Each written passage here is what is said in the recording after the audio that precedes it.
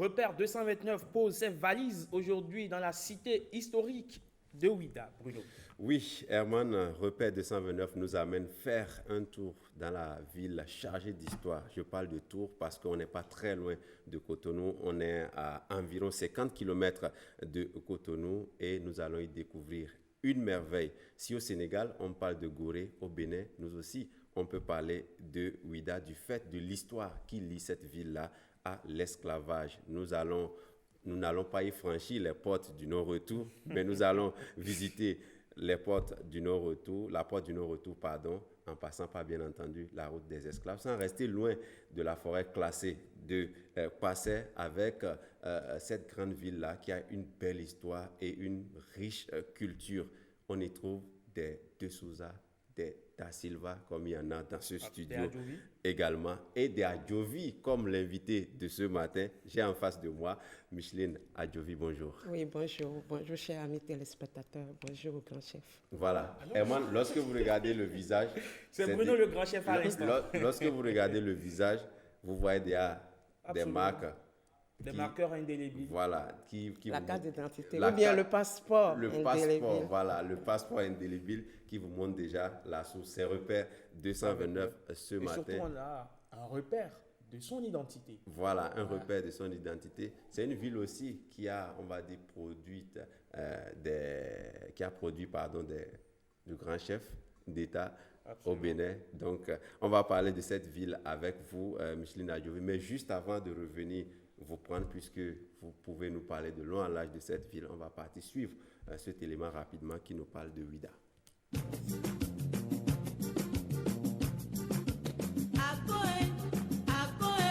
Aujourd'hui, nous allons vous parler de la commune de Ouidah.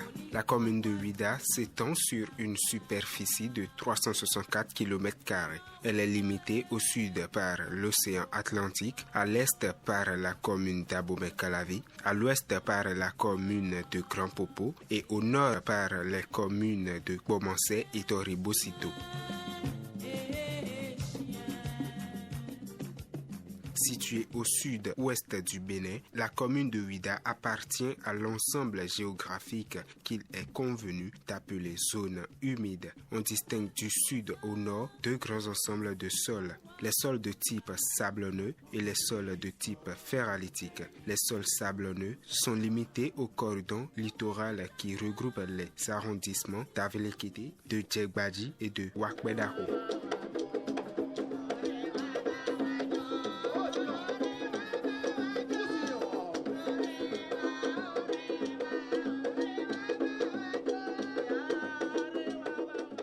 Entre ces deux types de sols existe la frange lagunaire constituée de zones marécageuses et de plaines d'inondations. L'aptitude culturelle des sols se présente comme suit. Culture vivrière, manioc très favorable, maïs très favorable, riz peu favorable, haricots favorables. Culture maraîchère favorable, culture de rente, arachide peu favorable, palmier à huile peu favorable, cocotier favorable, anacardier peu favorable.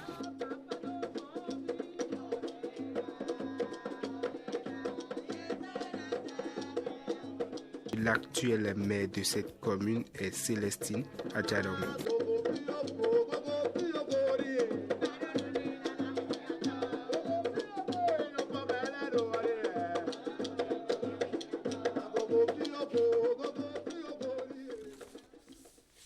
La cité historique donc de Ouidah qui sera décryptée donc par notre invitée Micheline Adjovi. Elle va nous amener dans les arabesques de Ouidah. Oui, Herman, vous avez parlé de cité historique et on ne pourrait dresser l'histoire de Ouidah aujourd'hui sans parler de l'installation, on va dire, portugaise, d'où nous avons les noms da Silva, de Souza, mais surtout, le passage de l'esclavage qui a laissé des traces indélébiles jusqu'à ce jour. On peut d'ailleurs y visiter la porte du non-retour en passant, comme je l'avais dit, par la route des esclaves. Parlez-nous de ce trait-là de l'histoire de Ouidah. Merci beaucoup. Ouidah, c'est la mère patriarche. C'est une grande cité, une cité historique et touristique. Et Ouidah, nous, les habitants, nous l'appelons Gléhoui Passé. parce que c'est un royaume qui a été fondé par le roi Passé, qui voudrait dire repoussons l'enclos ou bien étendons notre territoire. Étendons les frontières. Les frontières. Donc, avec cette vision, il a envie d'étendre. La preuve, il a amené le royaume de Sahel à Gléhoué. Au premier abord, c'était le royaume de Sahel, créé par le roi Roro. Quand, autour de Passé, il a amené le royaume de Sahel à Gléhoué. Il a fondé Gléhoué. Et son palais s'appelait Agabodji. Et la cour, c'est Rontogbo. Ça existe jusqu'à aujourd'hui. C'est avec lui que les premiers Portugais ont pris contact en 1540. C'est avec lui, avec son cousin Paté, qui était en train de laborer et a vu le navire des Portugais et les a conduits jusqu'au roi, le roi Passé. Chemin faisant, il leur a donné des terres pour leur commerce. Et comme l'appétit vient en mangeant, ils ont demandé à faire voyager les autochtones. Le roi était contre au premier abord. Il était foncièrement contre. Mais vu le traitement des autochtones qu'il a placés dans leur commerce et dans leur résidence privée, il a fini par accepter parce qu'il était toujours omnibulé par son idéologie ou bien sa philosophie d'étendre son royaume. Il a accepté, croyant que les siens seraient bien traités comme on les traitait dans les résidences privées. Mais c'était ne pas compter avec la ruse des Européens, des Portugais. Et des autochtones volontaires qui devraient partir, les razzias ont pris cours. Les razzias, les rapts et l'esclavage est arrivé. Sans savoir, le roi ne savait pas qu'il y avait déjà l'esclavage ailleurs. Lui, humaniste qu'il était, qu'il prenait tout être humain comme des frères, il avait accepté et c'était ça. Et on ne peut pas parler de l'esclavage au Bénin ou bien sur la côte ouest africaine sans citer Ouida.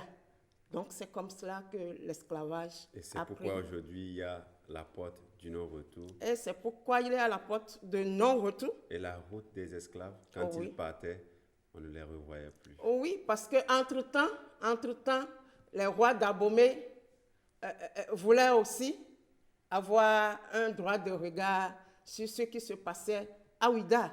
Et ils ont pu réussir d'abord par le roi Gadja qui a pris le royaume de Sahel, qu'il a nommé Tchavi, qu'il a la clé de Gléhoué désormais en main. Et son fils Tegbessou est venu conquérir véritablement Gléhoué. Et les esclaves venaient beaucoup plus des guerres des rois d'Abomey.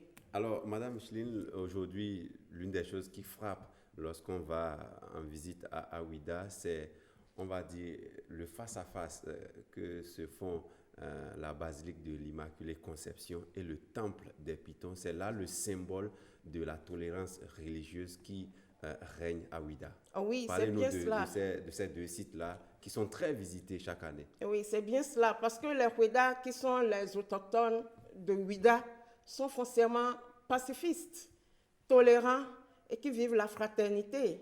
Et à la création du royaume de Gléhoué, c'est les Pitons, on voyait les Pitons partout, parce que ce sont les Pitons, selon la légende, qui ont accompagné les Ouida dans leur longue immigration de l'Égypte jusqu'à Gléhoué, jusqu'à Sahel d'abord et jusqu'à Gléhoué. Donc, les Pitons étaient des compagnons naturels. Et on les adorait. C'est notre totem. C'est notre totem. Et dans les maisons avant, on voyait des pitons.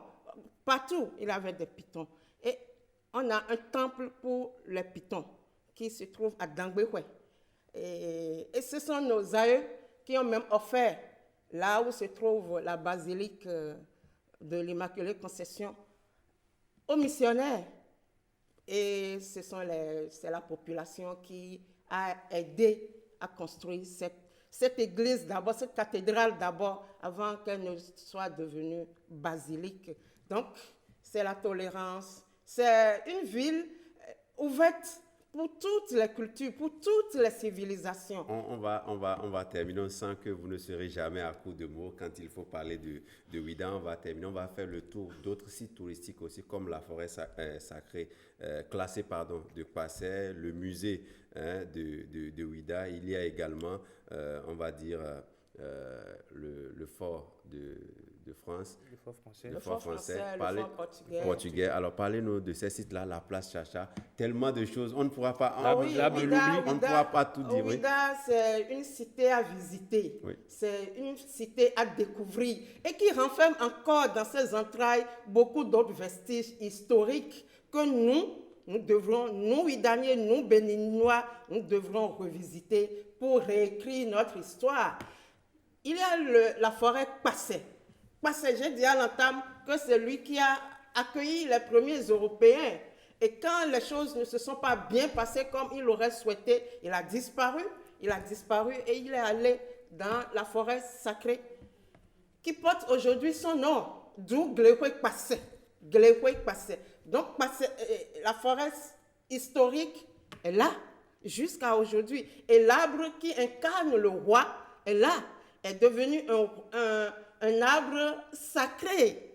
Quiconque y va et formule des vœux, des prières, les voit réaliser. Il y a aussi la place Chacha, qu'on ne peut pas oublier, qui a été vraiment une place tournante dans la traite négrière. Il y avait le marché d'esclaves qui est toujours là aujourd'hui et que les gens vont visiter. Et Chacha de Souza a été vraiment un grand négrier de son temps. Il y a aussi la place Zobé, qui est le marché central de Ouida, avant que le marché Kpassé ne soit créé par le maire. Un maire, je ne sais pas si c'est Badé ou bien Tchouvi. Hein. Mais il y avait le marché central qui est le marché Zobé, et protégé par le Legba, le grand Legba, Aïza, qui est là. Qui est là jusqu'à aujourd'hui. Voilà, il y a que l'exposé sur Ouida est vraiment riche. Est vraiment riche. Il y a aussi la longue route de l'esclave. Absolument. La porte de non-retour et la porte de retour aujourd'hui. Il y a aussi la porte de retour parce que nos frères de la diaspora rentrent. Ils veulent connaître leurs origines. Nous sommes heureux, nous connaissons nos origines, nous connaissons nos papas, nos mamans, mais eux autres ne connaissent même pas leurs ancêtres. Donc, ils viennent à la source. Donc, il y a la porte de non-retour qui les a fait partie, mais il y a la porte de retour qui leur permet de revenir et pour qu'on vive la fraternité. Et vous avez dit, Ouida est une grande cité qui a accueilli beaucoup de civilisations. Absolument. Et on ne finira jamais de parler de cette ville. Les Da Silva, les de Medeiros. C'est tellement intéressant qu'on va juste demander à ceux qui veulent faire du tourisme culturel, d'aller visiter Ouida et de visiter toutes ces autres villes, toutes ces cités-là du Bénin qui sont chargées de beaucoup d'histoire. Madame Micheline Adjovi, merci beaucoup. Non, mais on va parler des rythmes. On va accorder 30 secondes. Je plaide Herman en 30 secondes. Les rythmes de Ouida, il y a le Béron. Le Béron, c'est Ouida. Absolument. Le Gogbaron, c'est Ouida. Le Agberon, c'est Ouida. Donc, on a ces rythmes-là. Le Bourrian, c'est nos frères de la diaspora qui font le Bourrian. Donc, il y a le Bourrian, il y a le Zéli pour ceux qui nous ont colonisés, les Fonds qui ont colonisé au prime abord Glehoué. Ils ont amené leur rythme Zéli. Donc, il y a... Sinon, le Ouédé, qu'on appelle Gogbaron, et le Béron, c'est d'origine Ouida, Glehoué. Merci beaucoup. Merci Voilà. beaucoup, Madame Micheline. C'est sûr que Adovi. beaucoup de gens nous ont suivis de Gléroué ce matin. Ah oui, oui, j'en suis sûre. On fait donc un coucou à tous ceux-là qui nous suivent depuis Ouida et depuis toute la cité donc, Ah oui, historique. oui, oui, je les salue tous. Je salue tout Gléroué passé. Voilà, merci beaucoup, Madame Micheline Adovi, d'être passée sur le plateau de la parenthèse. Ce fut un plaisir, ce quart d'heure d'échange avec vous autour donc, de cette cité chargée d'histoire, de cette cité dont on n'en parlera jamais assez. Merci donc à vous et bon retour